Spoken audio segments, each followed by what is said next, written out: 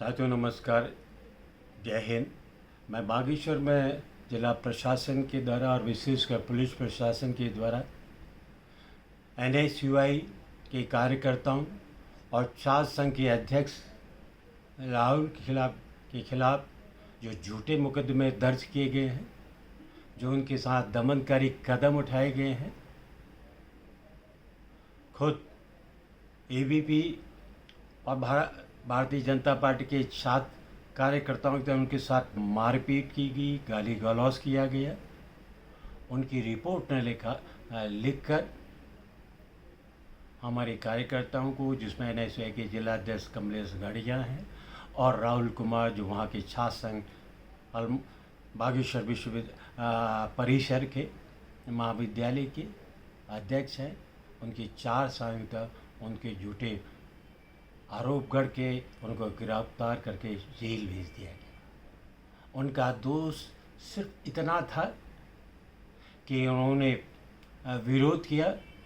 जो पूरे देश में जो समझदार लोग हैं, तमाम छात्र संगठन हैं, विरोध कर रहे हैं कि जो विश्वविद्यालय है उनको भारत के संविधान के अनुसार चलने दिया जाए। उनको एक खास संगठन का, RSS का, जो एक सांप्रदायिक फासिस्ट विचारधारा को, जो समाज को बांटने की विचारा है, जो बेमनीश को घृणा नफरत को फैलानी है वाली विचार है, उसके लिए विश्वविद्यालय में किसी भी तरह की गतिविधि उनके द्वारा नहीं की जा सकती है। छात्र संघ के अध्यक्ष ने जो लाजिमी प्रश्न में था, उनका अधिकार भी क्षेत्र विश्वविद्यालय के परिसर के लोगों से, बागेश्वर परिषद के जो अधिकारियों से, उनसे पूछा भी। लोगों का कोई अनुमति नहीं है, लेकिन क्योंकि इस समय प्रदेश में और देश में एक खास विचारधारा, जो आपको हिंदुत्व की राजनीति के पुरोधा कहते हैं, उनकी सरकार है।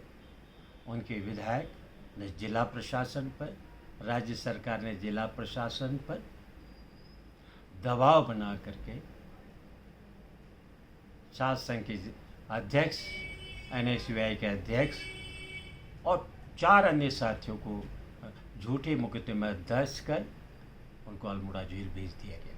और दूसरी ओर जो छात्र संघ के अध्यक्ष हैं राहुल कुमार, पहली बार बागेश्वर महाविद्यालय के इतिहास में समाज के कमजोर वर्ग से, दलित शिल्पकार समाज से पहले अध्यक्ष बने। और जब से अध्यक्ष बने हैं तब से भारतीय जनता पार्टी, उसके अन्य संगठन, छात्र अन्य संगठन इस बात को पचा नहीं पाए कि NSUI का कोई छात्र, और उसमें भी दलित वर्ग का छात्र, इस महाविद्यालय का अध्यक्ष कैसे बन सकता है। और उस दिन से उसके खिलाफ, उनके खिलाफ तमाम तरह के षड्यंत्र किए जाने लगे, भूमिकाएं बंध गई। और कल यही घटना जब उनके द्वारा पूछा गया कि ये RSS के गुरु दक्षिणान्य जो कार्यक्रम किसी की अनुमति से किए जा रहे हैं, उनके साथ मारपीट की गई।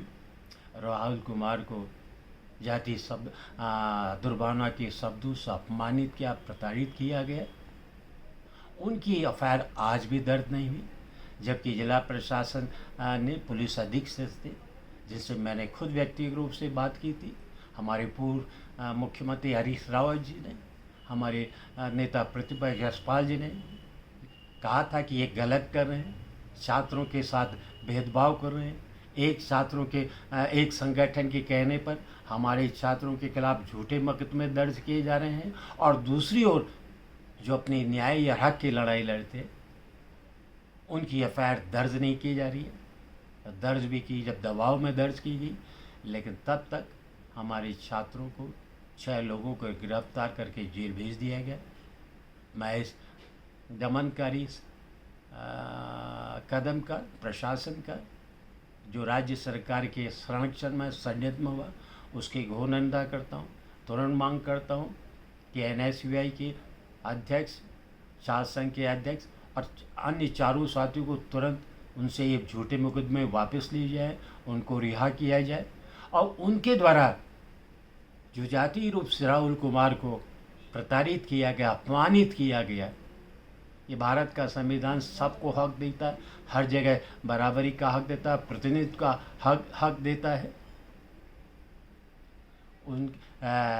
जो भारत का कानून संविधान कहता है, अगर इन वर्गों के खिलाफ भेदभाव के भाव से, दुर्भावनाओं से कोई बात करेगा, उनके खिलाफ कार्रवाई होगी। लेकिन रिपोर्ट दर्ज करने के बावजूद भी उन पर कार्रवाई नहीं हुई। आज पूरे प्रदेश में यही मामला, यही हालत दलियों के ऊपर उत्पीड़न की घटनाएं घट रही हैं।